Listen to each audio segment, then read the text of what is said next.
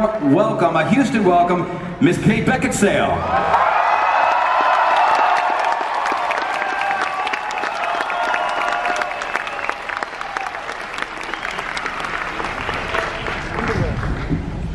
Hi, Kate. So, thank you so much for doing this, first of all.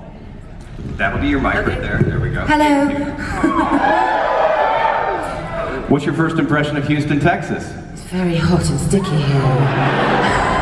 Yeah, I noticed that when I was walking through the parking lots, and I was like, oh, it's a bad day to be steampunk. Like, I mean, there was people really, like, sweating out there. Yes, there's some really serious costumes for this weather. Absolutely. What's your take, though? Like, you know, is this this is your first Comicpalooza. So what's the vibe like to you? It's very nice. I mean, everyone's been terribly nice. I feel like I've encountered more bodily fluids just from the sweating, which is okay. I feel like we're all in a gang now. So, little family. What's so amazing is, I mean, just the versatility. I mean, of course, everybody knows the Underworld movies, but I mean, you've got a new period piece out right now. You've got Love and Friendship. I'm going to go out of order here real quick, though, because my daughter fell in love with Kate in the movie Click with Adam Sandler. Everybody likes Pocahontas, turns out.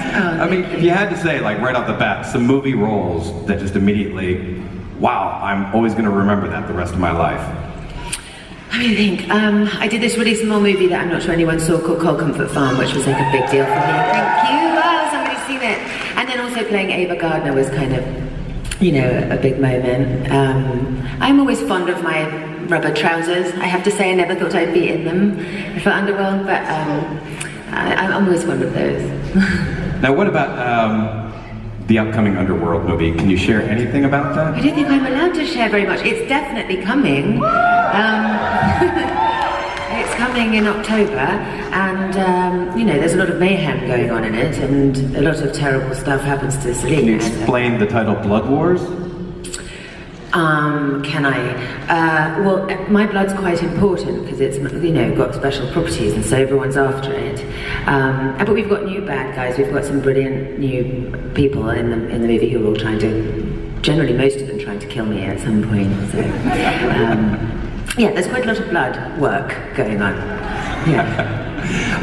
Let's go all the way back to the beginning. I mean, actually, I had no idea looking at your IMDb credits that you were in a TV show when you were very, very little, correct? You had made an appearance? I think, well, my parents were actors, so I was just like a spare baby that was there.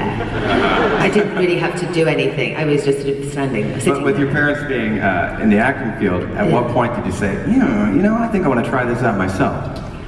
Probably, I don't know, probably 11 or 12, but it's such a boring thing to say to a family of actors. Nobody's very excited for you. They're so desperate that you're going to be a doctor or an accountant or something. So they're not encouraging this. They're not like, oh, usually, really? You're going to do that? Yeah, and all their friends who are all actors are all like, oh no, you know. So it's not like there's like a big fanfare. We've tried to do, my daughter would like to be an actress too, so we've tried not to have that response. We kind of went, yay, you know.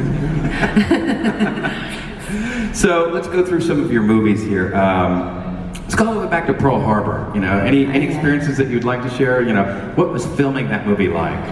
It was extraordinary because I had only really done, you know, smallish movies by that point, and even the American movies I had done had been, you know, The Last Days of Disco was quite small, and Broke Down Palace was in Manila, and you know, was not a kind of massive movie. So Pearl Harbor, I think at that point, was the highest budget movie ever greenlit ever. And that meant it had 4 units going at once, and everybody kind of panicking a lot, and a lot of things exploding, and you know, I was just I was a girl from Chiswick who was used to corsets, so it was all a bit of a surprise to me.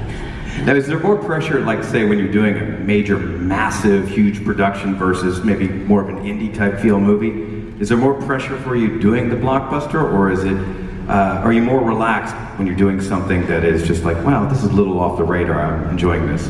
No, I think the same. I mean, you think you just put the same amount of pressure on yourself, you know, if you want to do a good job, depending on whatever the size of the movie, but it's just, there's a slight sense of being about to get fired always on a really big movie that I think everyone has, every member of the crew and every actor. It's just kind of, there's a lot of money at stake, you know, so there's a feeling of kind of panic in the air. Okay, I'd like to ask you, this is a two-part question, okay? So first we'll start with, what was the most just demanding role that you've ever had to play? And the follow-up will be the most physically demanding. But let's start with what was just, you think would be, this is probably the most emotionally demanding thing I've ever had to do. Emotionally demanding. I think maybe it was a movie I did called Snow Angels, which was like very intense and sort of quite a tragic story. But Love and Friendship was demanding in the sense that we had 26 days to shoot the movie, and I'd never had more dialogue ever in my life. So that was kind of more like a mental agility type, sort of Sudoku test.